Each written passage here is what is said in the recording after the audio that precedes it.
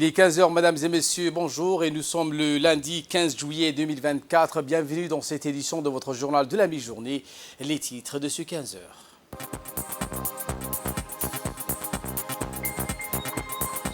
Les leaders de la technologie ont salué l'impact innovant de l'essor économique lors d'une cérémonie prestigieuse de remise de certificats. Également dans l'actualité de ce 15 heures, Londres pleure, Madrid exulte pour l'Euro 2024. Voilà pour les titres.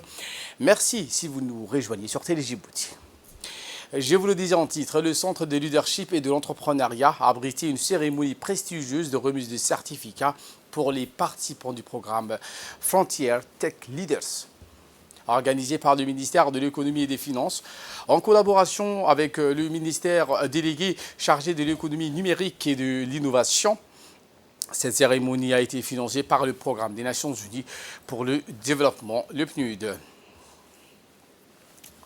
Cette deuxième cohorte de data scientists a présenté des projets innovants conçus pour améliorer le quotidien de leurs concitoyens grâce à des applications facilitatrices.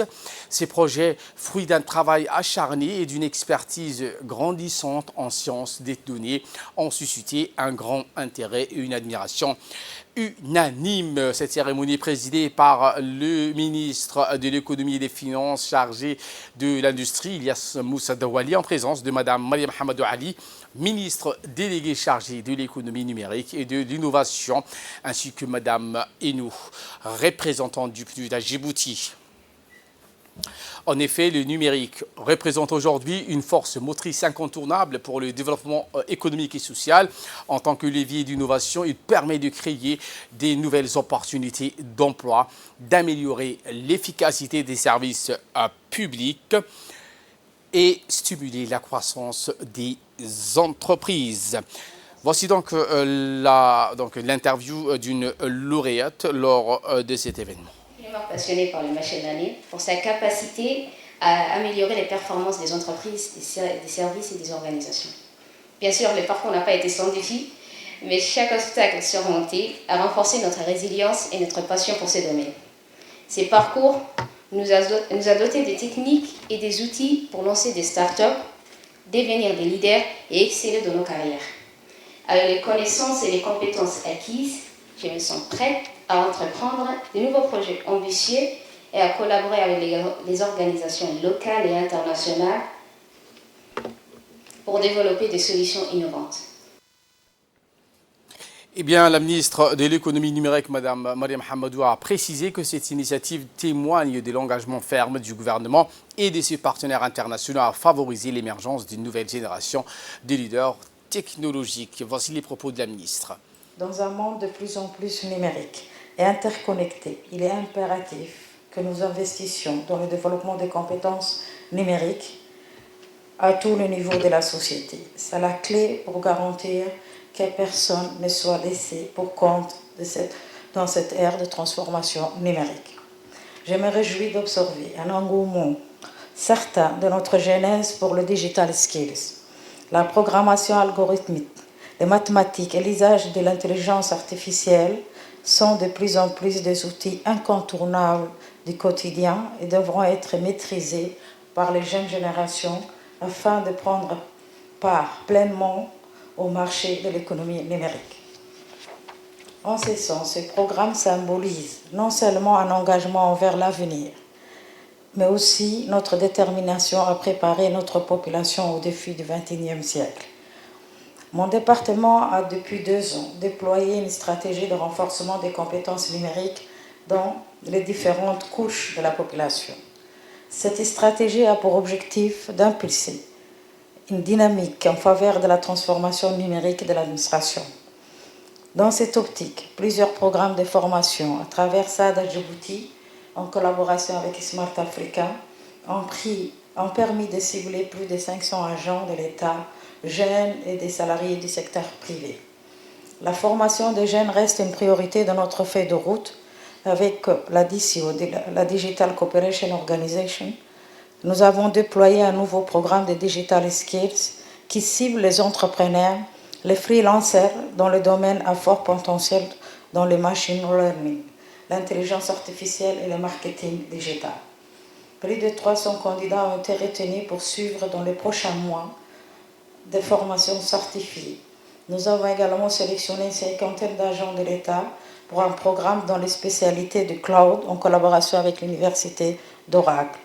Afin de mieux encadrer l'offre, le ministère a entamé l'élaboration d'un référentiel des compétences numériques qui a pour objectif de mieux orienter les jeunes vers les besoins du marché grâce aux différentes formations qui sont proposées.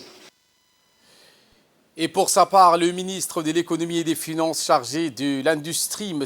Ilyas Moussa Dawale, a indiqué que les nouvelles technologies permettent donc de permettre de transformer les défis contemporains en opportunités innovantes pour le développement durable. C'est ce qu'a précisé dans ses propos le ministre de l'économie, que je vous propose de le suivre. Pour Djibouti, nous avons, sous le leadership du chef de l'État, président Ismaël Omar Guelleh, cette ambition pour la jeunesse djiboutienne. Ces mandats étaient et restent le mandat de la jeunesse, comme vous le savez. Et donc, dans le programme ou dans l'ambition du chef de l'État, c'est de s'assurer que les jeunes aient tous les outils nécessaires pour pouvoir voler de leurs propres ailes et de pouvoir aller de l'avant dans ce monde de plus en plus compétitif. Au jour d'aujourd'hui, avec l'accès à la technologie, à la haute technologie, la compétition, elle n'est pas au niveau national. Elle n'est pas non plus régionale, elle est internationale. Pour certains d'entre vous qui évoluez dans le domaine du business, et en particulier du e-commerce, vos compétiteurs, chers jeunes, ce ne sont pas les compétiteurs qui se trouvent à Djibouti. C'est un compétiteur qui se trouve en Chine, au Canada, au Brésil ou n'importe quelle autre place du monde. Et donc, plus nous nous assurons d'offrir une expertise au niveau de nos jeunes djiboutiens, et plus ils sauront également jouer et prendre leur part dans ce monde de plus en plus globalisé, même si cette globalisation semble être remise en cause ces dernières années. Mais pour nous, c'est dans un contexte de connectivité mondiale et régionale que Djibouti peut seulement évoluer. Durant ces dernières années, le président a également pris la bonne décision à créer un ministère en charge justement du développement de tout ce qui est de l'économie numérique, du digital en fait, mais également de l'innovation. Beaucoup d'investissements ont été réalisés. Tous ces investissements faits, et c'est encore plus vrai, de tous ces investissements en termes d'infrastructures à Djibouti, ne serviront strictement à rien du tout s'il n'y a pas les jeunes filles, les femmes, les jeunes garçons et les hommes pour faire usage, mais surtout de cette matière grise nécessaire pour tirer profit de tous ces investissements que nous sommes en train de réaliser dans tous les domaines. Et voilà qui nous ramène de parler de cette visite du ministre de la Santé donc, à la Côte d'Azur dans le cadre d'une coopération qui lie le CHU à la région sud de la France. Le ministre était accompagné donc, par le coordinateur de la coopération République du Djibouti, région sud, Mahmoud Roubel Dabar, et le directeur général du CHU du Djibouti, Dr Omar Mahmoud Ismaël, rappelant que cette coopération CHU et de la région sud s'articule essentiellement autour de 4 axes mobilisant des acteurs de la région sud et leurs partenaires à Djibouti dans les domaines comme l'environnement, l'eau, la santé, l'agriculture, le développement économique et portuaire, la culture, la jeunesse, l'enseignement supérieur, la recherche et la formation, ainsi que la décentralisation. Le ministre et sa délégation ont été accueillis également par la conseillère régionale directrice d'un des plus grands instituts de France en charge des formations professionnelles publiques de santé, Madame Josie Chambon. Les discussions entre le ministre et cette responsable ont porté sur la poursuite des partenariats déjà amorcés de part et d'autre. Toujours en marge de cette mission, le ministre et sa délégation ont été donc invités à dîner, à un dîner de travail par le président de l'ONG Horizon Solidarité, Dr Robert André. Eh bien, à travers un partenariat de Région Sud CHU, le ministre de la Santé a bénéficié donc d'un projet d'accompagnement technique sur la veille épidémiologique des maladies infectieuses transmissibles liées donc à l'eau. L'actualité dans les régions de l'intérieur, notamment dans la région d'Arta.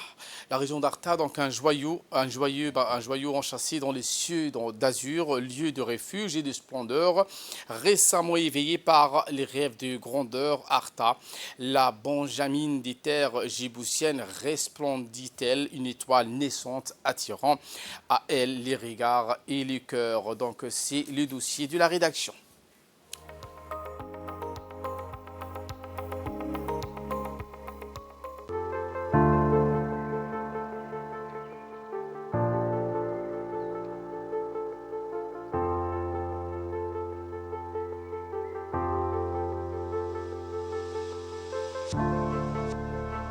La région d'Arta, joyau enchâssé dans les cieux d'azur, lieu de refuge et de splendeur, récemment éveillé par les rêves de grandeur. Arta, la benjamine des terres djiboutiennes, resplendit telle une étoile naissante, attirant à elle les regards et les cœurs. À 20 minutes seulement de la capitale, cette terre bénie accueille les âmes en quête de douceur et d'évasion. Chaque week-end, les Djiboutiens affluent vers ces campements touristiques, comme les pèlerins vers un sanctuaire de quiétude pour s'abreuver de son climat bienveillant. Artaville, noble chef-lieu, trône fièrement sur cette contrée, se développant chaque jour sous les caresses du temps. C'est la sentinelle de la région, gardienne du transit terrestre, reliant la capitale aux confins du pays jusqu'à l'Éthiopie. Lors des brûlantes chaleurs, les familles djiboutiennes se hâtent vers Arta, fuyant la canicule pour savourer la fraîcheur de ses hauteurs. La proximité de cette région avec la capitale a toujours fait d'elle un havre pour les Djiboutiens et les visiteurs étrangers, témoins de sa beauté immuable. Perchée à 750 mètres d'altitude, Arta se dresse telle une fière sentinelle dominant le golfe de Tadjoura. À 40 km de Djibouti, elle offre à ses visiteurs un littoral étendu où les requins-baleines, ces géants des mers, viennent chaque année accomplir leur périple nuptial depuis les eaux australes jusqu'à la baie d'Arta. Cette migration majestueuse fait d'Arta un sanctuaire naturel et un joyau du tourisme de la pêche, promettant un avenir radieux à ses habitants. Si les auteurs des massifs, la vue panoramique d'Arta enchante l'âme et captive le regard, dévoilant le golfe de Tadjoura dans toute sa splendeur. Avec la saison chaude à peine entamée, les familles affluent en masse. Dès le mois prochain, il n'y aura plus de place pour accueillir les vacanciers venus chercher le réconfort du climat Arta. Les habitants généreux et hospitaliers ouvrent leurs demeures aux visiteurs, contribuant ainsi à l'économie florissante de la région. Arta, depuis quelques années, est le théâtre des grands chantiers orchestrés par le chef de l'État, transformant cette région en un pivot stratégique de développement. Ses atouts comparatifs en matière de tourisme balnéaire, écotourisme et tourisme d'aventure en font une terre de promesses et d'espoir. Le potentiel touristique d'Arta peut devenir une industrie florissante, génératrice de devises et d'emplois locaux. Outre son climat frais, Arta est le célèbre pour ses sentiers de randonnée, sa plage somptueuse et l'observation des requins-baleines chaque année. Les Djiboutiens participent à la grande marche Peace Walk, un rendez-vous immanquable pour répondre à la volonté politique de développer le secteur touristique. Le ministère de l'Éducation nationale et de la formation professionnelle a créé le CENIL, un centre de formation au métier de l'hôtellerie et du tourisme d'Arta. Inauguré en janvier 2018, ce centre forme les jeunes Djiboutiens au métier de l'hôtellerie, une formation rigoureuse et exigeante. Le CENIL Center, perché sur les hauteurs d'Arta, offre un vue imprenable sur la baie marine et les montagnes environnantes. un cadre idyllique pour l'épanouissement des jeunes talents. Ce centre est la pépinière d'étudiants qui porteront l'ambitieuse politique de développement touristique du pays. Arta, destiné à devenir un rôle et un pôle de développement incontournable, se prépare à accueillir des grands projets innovants pour la République, aspirant à se hisser sur l'échiquier régional et international comme un hub économique incontournable.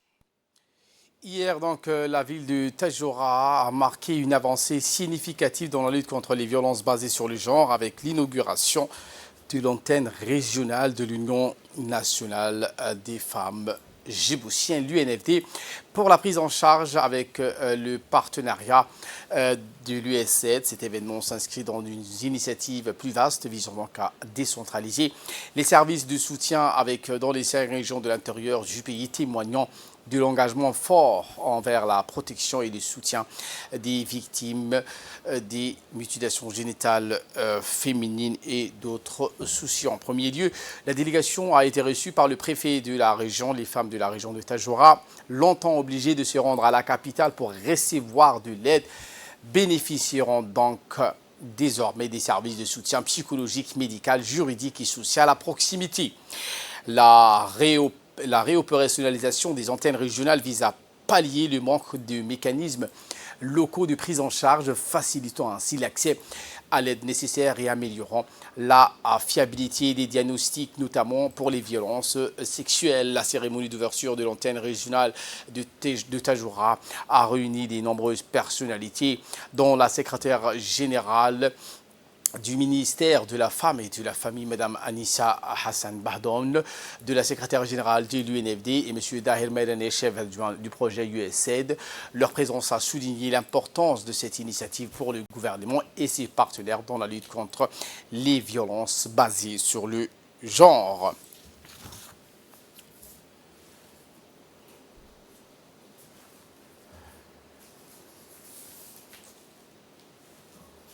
L'actualité au niveau du monde, je vous le disais en titre, les Anglais qui étaient maintes fois revenus au score en toute fin du match dans cet Euro ne sont pas parvenus à renverser la vapeur hier soir à Berlin.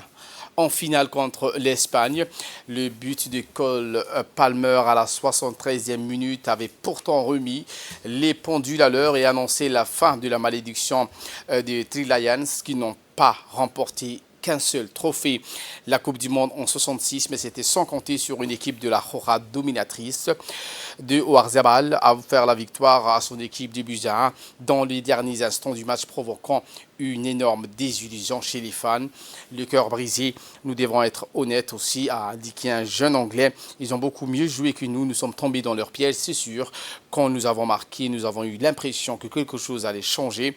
Invaincu donc tout au long de la compétition, c'est sans surprise que l'Espagne a accroché une nouvelle étoile à son palmarès en Euro après le sacre de 64, 2008 et 2012, devenant ainsi la nation la plus titrée de l'histoire de cette compétition.